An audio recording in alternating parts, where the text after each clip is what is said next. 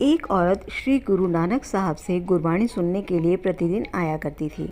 कई बार वह वहां बैठी संगत के लिए भोजन भी लेकर आती थी। उसका पति ऊँटों का व्यापारी था और अधिकतर दूसरे मुल्कों के दौरे पर रहता था। एक बार की बात है, वह जब अपने घर वापस आया तो उसे एक जान पहचान वाले व्यक्ति ने उसकी पत्नी सलीमा की चुगली कर दी कि वह प्रतिदिन रात के समय कब्रिस्तान के पास किसी फ़कीर से मिलने जाती है। यहाँ तक कि उसने नमाज पढ़ना भी छोड़ दिया है और उसका यह बर्ताव शरिया के खिलाफ है। तुम पे कोई मुसीबत ना आन पड़े। उसी दिन सलीमा गुरबाणी का पाठ सुनते सुनते इतनी मगन हो गई कि उसे दिन ढलने का पता ही ना चला। गुरु साहब के शिष्य ताजुद्दीन ने सलीमा को सिमरन से जगा दिया। सलीमा ने गुरु साहब के चरणों में माथा टेका और उसे एक प्रकाश की अनुभूति हुई। वह बोली, मुझे लगता है कि मेरे पति वापस आ गए हैं। मैं कल ही अपने पति को आपके पास लेकर आती हूँ।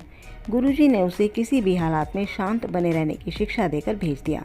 जैसे ही सलीमा घर पहुंची, वह क्या देखती है कि मोहल्ले वाले उसके पति के साथ उसका इंतज़ार कर रहे थे। उसके पति ने उसे घूर कर देखा। सलीमा समझ गई कि लोगों ने उसके पति के कान भर दिए हैं। उसने पति का हालचाल पूछा। इस पर पति चिल्लाने लगा कि मैं तो ठीक था, लेकिन तुम्हारी हरकतों ने मुझे सबके सामने बेइज्जत कर दिया है। मैं किसी को मुंह दिखाने के काबिल नहीं रहा। इस पर सलीमा ने जवाब दिया कि मैंने ऐसा कुछ नहीं किया कि जिससे आपके मान सम्मान को ठेस पहुंचे, और ये मेरी भक्ति का ही फल है कि आप सही सलामत घर पर लौट आए हैं, वरना आपको तो मिस्र में मौत की सज़ा मिलने वाली थी। इस पर उसका पति हैरान रह गया। उसने पूछा कि मैंने तो लौटने के बाद अभी तक तुमसे मिला ही नहीं, लेकिन तुम्हें मिस्र के बारे में कैसे पता है? इस पर मिस्र में जो हुआ था सलीमा ने पति को बता दिया। उसका पति परेशान हैरान होकर पूछने लगा कि वह यह सब कैसे जानती है। सलीमा ने कहा कि पहले वह बताए कि वहाँ का वाक़या क्या हुआ था। इस पर पति बोला कि मैंने वहाँ अपनी सुबह की नमाज़ पढ़ने के बाद जैसे ही उठा, मैंने देखा मेरा ऊँट पास के बगीचे की एक डाली तोड़कर खा रहा है।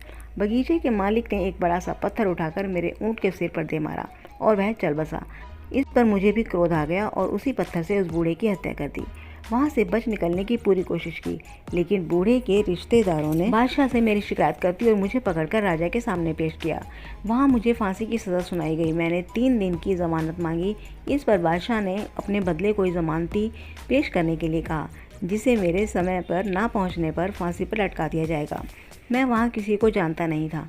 मैंने ऐसे ही किसी की तरफ इशारा कर दिया और उस व्यक्ति को भी मेरे ज़मानती बनने पर कोई एतराज़ नहीं था। मैं 3 दिन बाद सज़ा काटने के लिए वापस आया तो बादशाह ने मेरी ईमानदारी से खुश होकर मेरी सज़ा माफ़ कर दी। उस भले मानुस का मैं बहुत शुक्रगुजार हूँ जिसने मेरी ज़मानत दी थी, लेकिन अब वह हमें कभी नहीं मिलेगा। सलीमा बोली, ठीक है, मैं गुरुजी के पास जा रही हूँ, आप भी चलो। जब सलीमा का पति वहाँ पहुँचा तो ज़ोर ज़ोर से चिल्लाने लगा, यही है वो जिसने मेरी ज़मानत दी थी, यही है वो जिसने मेरी ज़मानत दी थी। और वो कौन था? वो श्री गुरु नानक देव जी थे।